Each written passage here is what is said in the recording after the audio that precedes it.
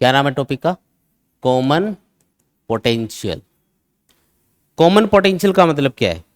मान लो कि आपके पास में दो अलग अलग कैपेसिटर हैं। ये पहला कैपेसिटर है और ये दूसरा कैपेसिटर है और दोनों को हमने चार्ज किया हुआ है। पहला जो कैपेसिटर उसका कैपेसिटेंस है C1, दूसरे का है C2। पहले पे चार्ज है Q1, दूसरे के ऊपर चार्ज है Q2। पहला जो कैपेसिटर इसकी दोनों प्लेट्स के बीच में पोटेंशियल डिफरेंस है V1 और दूसरा जो कैपेसिटर इसकी दोनों प्लेट्स के बीच में पोटेंशियल डिफरेंस है V2। इसको चार्ज कर रखा है ना, तो पहली प्लेट के ऊपर मान लो पॉजिटिव चार्ज है, दूसरे के ऊपर नेगेटिव चार्ज है। इस पे Q1 है तो इस पे -Q1 होगा। ऐसे इसके ऊपर +Q2 चार्ज है तो इस वाली प्लेट पे क्या होगा? -Q2 चार्ज होगा। एक पे दिखाया वैसे दोनों पे होगा, चलो दोनों पे दिखा दो। -Q1 इस पे और -Q2 इस पे, ये लो।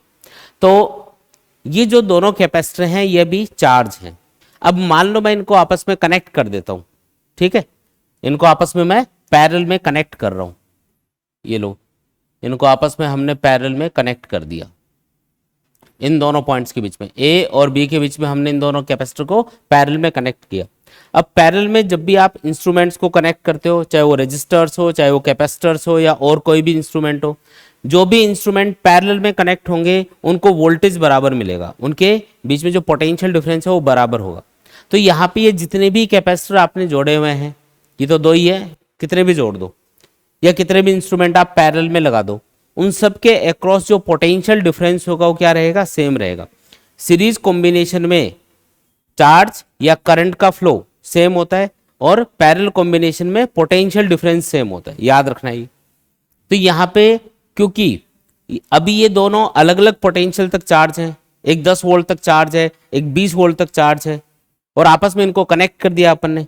अगर आपने इन दोनों को आपस में पैरेलल में कनेक्ट कर दिया तो अब तो फाइनली इनके ऊपर एक कॉमन पोटेंशियल आ जाना चाहिए, क्योंकि दोनों का पोटेंशियल पैरेलल कॉम्बिनेशन में सेम होना चाहिए।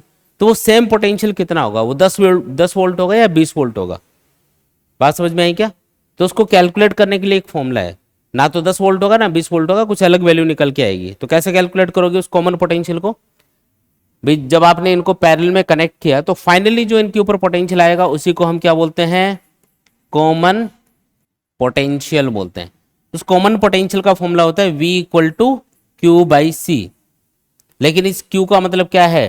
Total charge on the capacitors, Q net बोल देते हैं इसको, और C का मतलब है total capacitance of the parallel combination. जैसे यहाँ पे टोटल चार्ज कितना है तो इस पे Q1, इस पे Q2, प्लस प्लस से कनेक्टेड है, माइनस माइनस से कनेक्टेड है, तो चार्ज का तो लॉस होगा ही नहीं। तो हम लिखेंगे Q1 + Q2, ये टोटल चार्ज है अपने पास में। और टोटल कैपेसिटेंस कितना है दोनों का मिला के, तो इसका C1 इसका C2 मिला के कितना हुआ? C1 + C2। इसी फॉर्मूले को आप ऐसे भी लिख सकते हो, Q = क्या होता है? CV। कैपेसिटर के लिए Q = CV, तो पहले कैपेसिटर के लिए C1V1, दूसरे के लिए C2V2 डिवाइडेड बाई क्या करेंगे? C1 + C2। पैरेलल कॉम्बिनेशन में टोटल कैपेसिटेंस का फॉर्मूला होता है C1 + C2, है ना? इस तरीके से ऐड करते हैं तो ये आपके पास आंसर आ गया। तो ये जो पोटेंशियल निकल के आएगा ये होगा कॉमन पोटेंशियल। तो आप C और V इनकी वैल्यूज पुट करके सॉल्व करके देखोगे कि कितना वोल्टेज आता है, फाइनली जो कॉमन पोटेंशियल है उसकी वैल्यू कितनी होगी, तो वो इस फॉर्मूले से सॉल्व की जाएगी।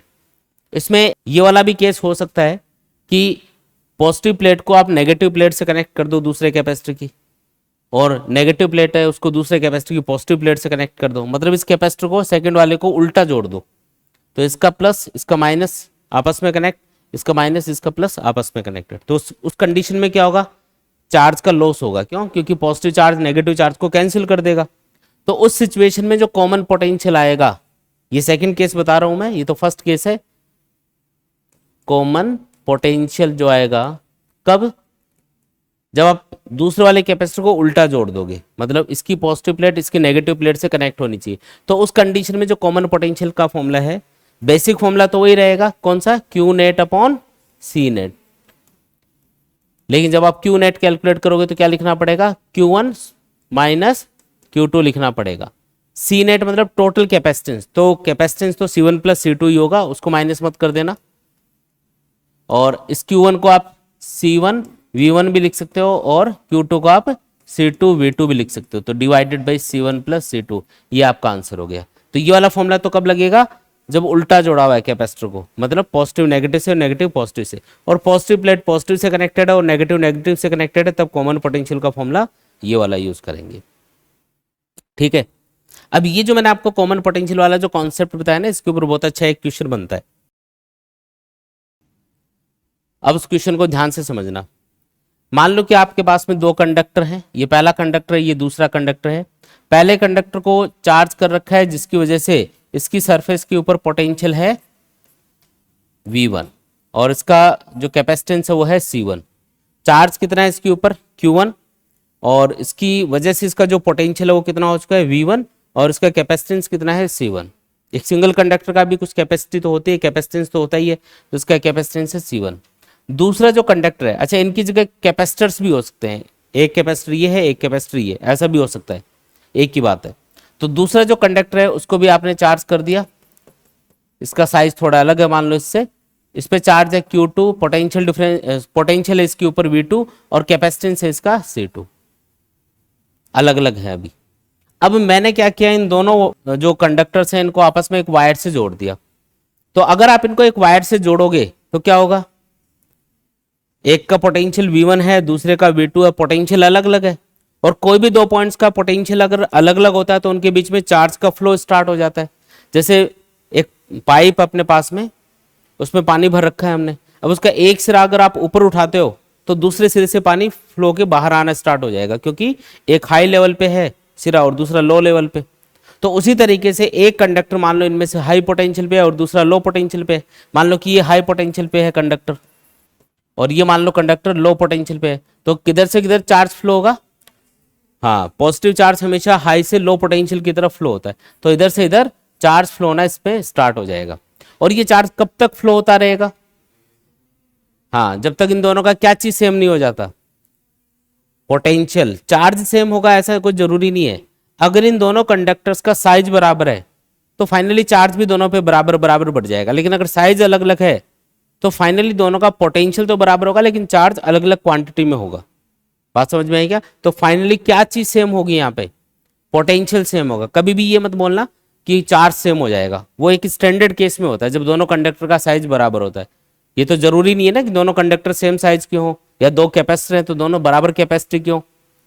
लेकिन ये हमेशा कंफर्म है कि दो कैपेसिटर्स या दो कंडक्टर्स को जब आप ऐसे कनेक्ट करोगे आपस में, तो जैसे हमने पढ़ा था ना कि पैरेलल कॉम्बिनेशन में हम कनेक्ट करते हैं तो फाइनली इनका पोटेंशियल बराबर हो जाता है दोनों का, और उसके बाद में चार्ज का फ्लो बंद हो जाता है, ना इधर से इधर चार्ज आएगा ना इधर से इधर जाएगा।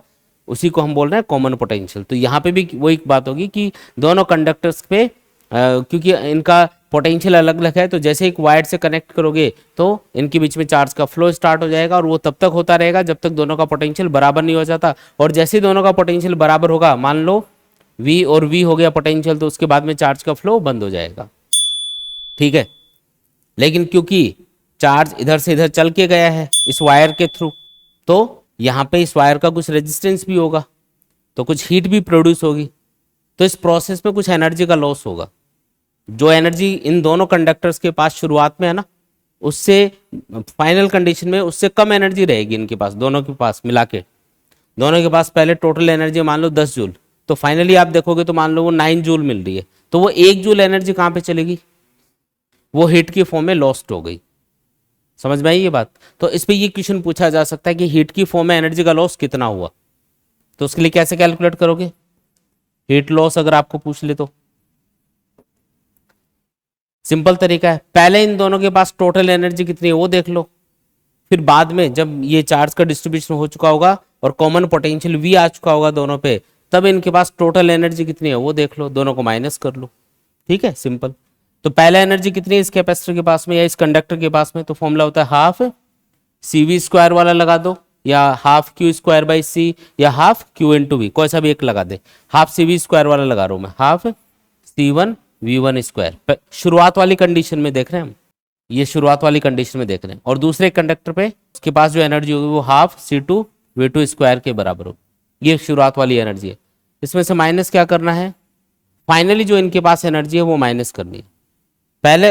अब दोनों क्योंकि कनेक्ट हो चुके हैं, फाइनली इनके ऊपर पोटेंशियल आ चुका है V और V, तो पहले जैसे V1 और V2 लिया ना मैंने इन फॉर्मूलों में, अब मुझे क्या लेना है, इसकी जगह V लेना है। तो पहला जो कंडक्टर है उसके पास एनर्जी होगी हाफ C1 V स्क्वायर, और दूसरे के पास हाफ C2 V स्क्वायर ही होगी।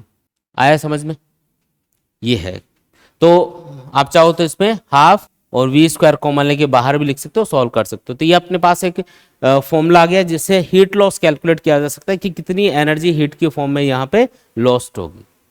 आया समझ में? ये कोई भी डाउट है तो पूछ लो इसमें।